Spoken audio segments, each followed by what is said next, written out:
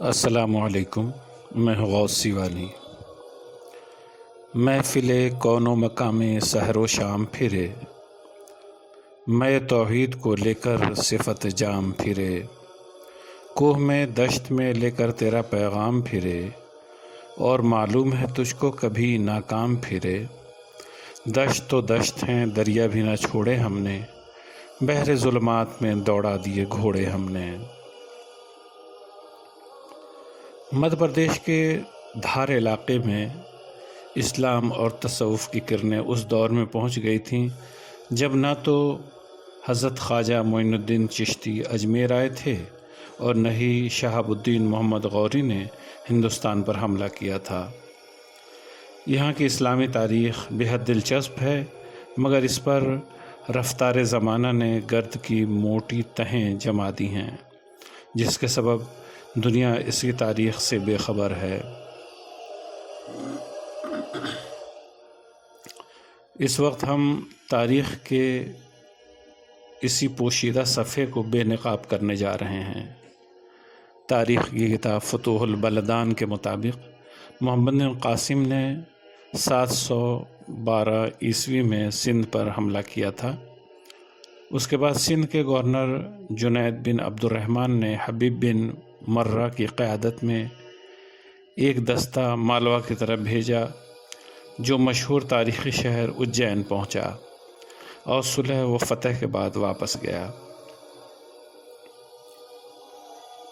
اس حملے نے اس علاقے کو پہلی بار اسلام اور مسلمانوں سے واقف کرایا۔ قیاس ہے کہ اسی دور میں مسلمانوں کا یہاں بسنا شروع ہو گیا تھا اور مقامی لوگ ان کے اثر میں آنے لگے تھے۔ مشہور سیاح اور مورخ علامہ مسعودی کی 917 عیسوی میں مالوا آمد ہوئی تو یہاں مسلمانوں کی آبادی موجود تھی اور انہیں نہ صرف عزت کی نگاہ سے دیکھا جاتا تھا بلکہ ان کے وجود کو باعث برکت بھی جانا جاتا تھا۔ اس کا ذکر مسعودی نے اپنی کتاب مروج الذہب میں کیا ہے۔ اس کے بعد 441 ہجری میں ایک صوفی حضرت عبداللہ چنگال رحمۃ اللہ علیہ دھار نگر تشریف لائے اور اس خطے میں تصوف کی اشاعت کا کام کیا۔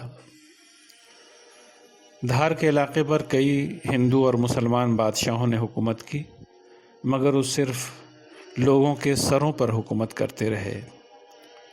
دلوں پر راج کرنے کا کام صوفیہ اور بزرگان دین نے کیا، کیونکہ وہ محبت کے پیامی تھے اور اللہ کے بندوں سے پیار کرتے تھے، خواہ ان کا مذہب کچھ بھی ہو۔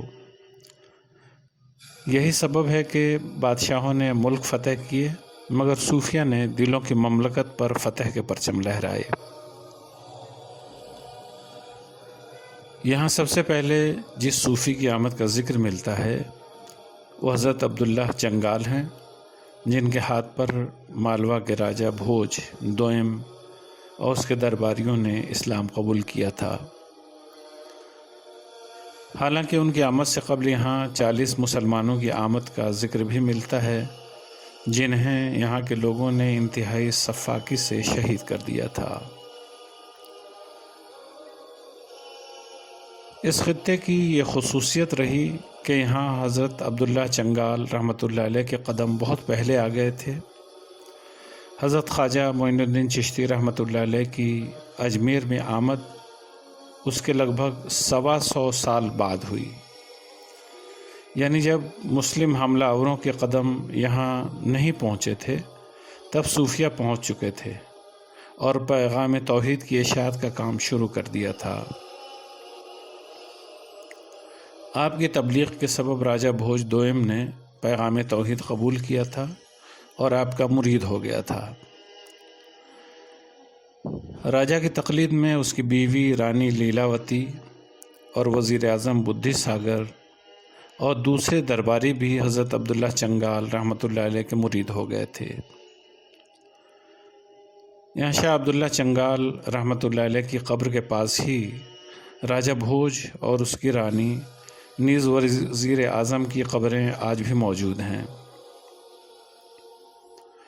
تاریخ مالوہ نامی کتاب میں لکھا ہے کہ راجہ بھوج نے حضرت عبداللہ چنگال کے زیر اثر ہی اسلامی علوم حاصل کیے تھے اور تصوف و روحانیت کے رموز سیکھ کر خود بھی روحانیت میں اعلیٰ مقام حاصل کیا تھا۔ دلی کے سلطان علاء الدین خلجی کے سپہ سالار ملک کافور نے 1305 عیسوی میں مالوہ کے اس علاقے کو فتح کیا۔ اس نے فتح کی یادگار کے طور پر 2 تعمیرات کرائی تھیں، جن میں ایک مسجد مولانا کمال الدین تھی اور دوسری یادگار شاہ عبداللہ چنگال کا مقبرہ تھا۔ بعد میں جب یہ علاقہ خود مختار ہو گیا تو سلطان ناصر الدین محمود خلجی یہاں کا بادشاہ ہوا اور اس نے 1455 عیسوی میں ان عمارتوں کو ازسر نو تعمیر کرایا اور دروازے پر 42 اشعار پر مشتمل کتبہ لگوایا۔ ان اشعار کو نظم کرنے والے شاعر کا نام محمود ناظم ہے۔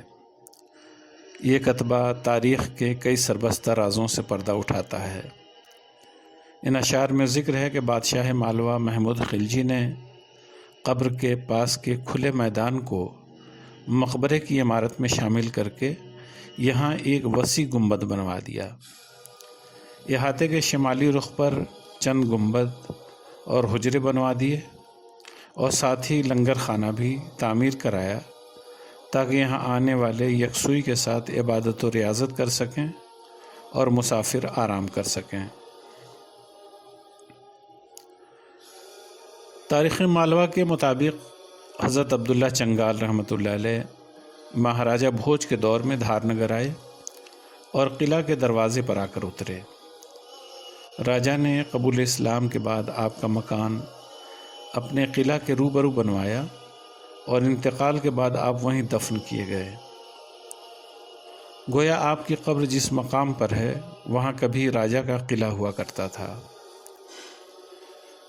بزرگان دین اور صوفیہ کی زندگی سے آگاہی کے لیے آپ ہمارے یوٹیوب چینل کو سبسکرائب کریں تاکہ ہر ویڈیو کی جانکاری آپ کو سب سے پہلے مل جائے۔ ہماری ویڈیوز کی لنک اپنے دوستوں اور عزیزوں کو بھیج کر نیک کام کی اشاعت میں حصہ دار بنیں۔